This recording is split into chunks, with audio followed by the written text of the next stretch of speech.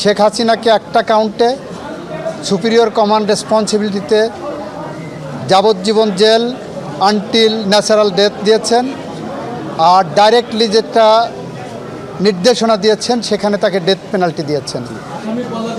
শেখ হাসিনা এবং আসাদুজ্জামান খান কামাল সাহেবের বাংলাদেশে তাদের সমস্ত সম্পত্তি ক্রোক করা হয়েছে, বাজেয়াপ্ত করা হয়েছে। শহীদরা ন্যায় বিচার পেয়েছেন, রাষ্ট্র ন্যায় বিচার পেয়েছে, প্রসিকিউশন পক্ষ ন্যায় বিচার পেয়েছে।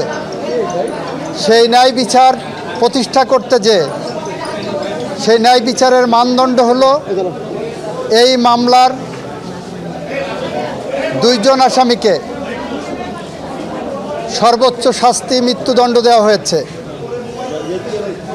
একজন আসামি যিনি রাজসাক্ষী হিসাবে নিজেকে আদালতের সামনে উপস্থাপন করেছেন, সার্বিক বিবেচনায় আদালত তাকে 5 বছরের কারাদণ্ড প্রদান করেছে।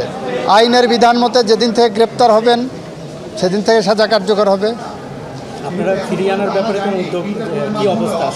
এটা রাষ্ট্র আইনিভাবে যা যা করণীয় সব করবে।